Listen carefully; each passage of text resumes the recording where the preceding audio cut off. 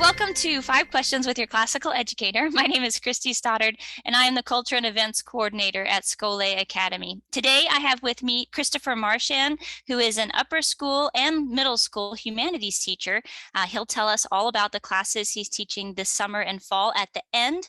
But first, we're going to spend a little bit of time getting to know Chris. So my first question is, who is your favorite author and why? You know, I don't even know. I'm a humanities teacher, and how do I even answer that, right? I inherited these questions, and I think I say every time, this is the worst question for a teacher of any kind because we love books. So, but anyway, exactly. Do your best. But it is a beautiful question, and I was like, well, maybe I can manipulate the system and give you 5 favorite authors and kind of jump around a little bit. So maybe I'll say this: I enjoy reading N.T. Wright when it comes to understanding the Bible. Yes. And I don't know my favorite author, but at the moment I would say it's J.R.R. Tolkien. Okay. And in some ways, the reason why is because I don't understand him. I don't know how he did what he did. His world is vast, but it's not just his world. And I think maybe that's something that, like, as we like fiction and we like fantasy, sometimes we miss the wisdom. Right? You know, like people try to world build and have a bunch of characters and landscapes, but man, I don't know how he got it, but Tolkien got wisdom too, and he injected it into everything he did. So I guess today it's Tolkien. I'll answer it that way. That's excellent. That's a good way to answer it. Yes, I love both those authors, N.T. Wright and Tolkien. And you're in a group of many. I think 50% of the teachers that I ask say C.S. Lewis, and the other half say J.R.R. Tolkien. So yeah, it's wonderful. Okay, and then the next question is, and this one is equally difficult. What's your favorite book? Okay, so I don't have one. I will answer this with this way, because I sometimes I like to offer books that are just interesting. This is in my top 10 or so. It's called A Canticle for Leibowitz. And it's a post-apocalyptic novel. And it was written in the middle of kind of the 1950s Cold War, nuclear war, post-World War II. It's about a group of monks, of Benedictine monks, surviving after the apocalypse in an America that has kind of become the Middle Ages. So it's almost like an imagining of what would our civilization be like if it got struck back to the Middle Ages. And so I like it because it's a contemplation of faith and the pursuit of knowledge in a world that, I don't know, everything's kind of gone wrong. So there's a deep faith in this book that I really, really love. And it's a fascinating book, and not everybody knows about it. So I thought I'd mention it. Yeah, that's amazing. I'm really interested. I wrote it down. The most recent book I read on monks was Umberto Eco's The Name of the Rose, which is right here. Yeah, that's I love that book. Yes. This is one of my favorite books too. I love that book. Yeah, me too. Yeah, anything about monks. You just give me a good monk story and I'll be happy. That'll lead to one of my summer book clubs that I have. Oh, really? Oh, okay. I'm excited. Okay, well, we'll jump there in a second, but before we get there, what's your favorite quote having to do with education? Okay, well, you know, it's funny. We're all dealing in stereotypes, so I'm going to quote from Dorothy L. Sayers. How about that? Yes, of course. Yes. I think this one particularly is relevant to me as a humanities teacher. So here's what she says from her Lost Tools of Learning. And I also have another quote that I want to parallel with it from C.S. Lewis. Okay. They go together. They go together, at least in my mind. Okay, here's what she says. Is it not the great defect of our education today, a defect traceable through all the disquieting symptoms of trouble that I've mentioned, that although we often succeed in teaching our pupils, and she puts this in quotes, subjects, we teach them subjects, we fail lamentably on the whole in teaching them how to think. They learn everything except the art of learning. And so I wanted to parallel that with a quote from C.S. Lewis's Surprised by Joy, his autobiography.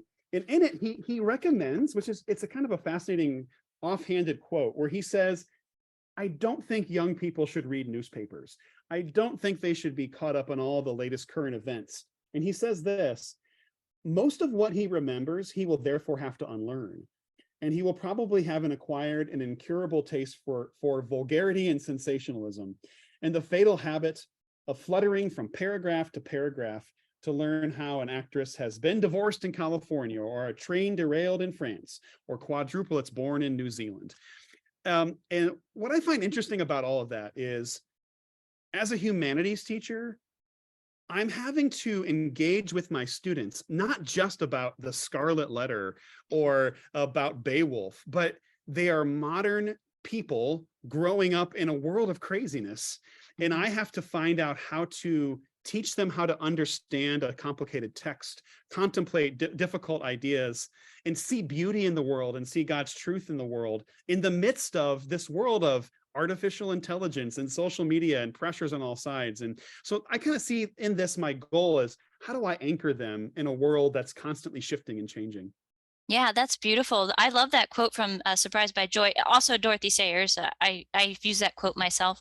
What you're talking about with C.S. Lewis, his quote reminded me of St. Augustine, where he talks about the ordinate love, where we have to order our loves so that we can love that which is lovely. Yeah, that's beautiful. Thank you for sharing that. I'm going to look that quote up. There you go. Okay. My last question will be, tell us about the classes that you are teaching this summer and this fall. Okay, so I typically teach summer book clubs. And so they're very straightforward in the sense that we read books together, and there's no homework, which is wonderful for kids. But, you know, for the kids that love to read, I teach a J.R.R. Tolkien summer book club. And we're reading a relatively recent released collection of works called The Fall of Numenor, which everyone can go look that up. And then I also teach a British mystery novels summer book club. So we're reading Dorothy L. Sayers and Agatha Christie, and then that's where my medieval monk comes in, because there's a series called the Brother Cadfael series, which he's a Benedictine monk, and I just love those books. I love the character. So yes, me too. Those are so awesome. I'm a huge mystery fan, so I read all of Agatha, Dorothy, and the Brother Cadfael mysteries. So wonderful. Oh, great. I want to join your class. Is it for adults? No, I think it's a no, but I mean, I would be open to that. But yeah, well, see, that's the thing. This is the benefit of a summer book club for me, is I don't get to read all the books I want to read because of my time, and so I read the books in the summer that I want to read, and so that's what my summer book clubs are. That's beautiful. And what about this fall? What are you teaching in the fall? My normal classes are, I teach upper school American history and government with literature, so those courses go together. Government and history are together. And I'm actually really excited. Classical Academic Press has a new curriculum coming out called Humanitas, which is a conglomerate reading of American history texts, things that have influenced our country, and, you know, what influenced the founders and on into our history, you know, on into the Civil War. So I'm going to be teaching that, which I'm really excited about. That's great.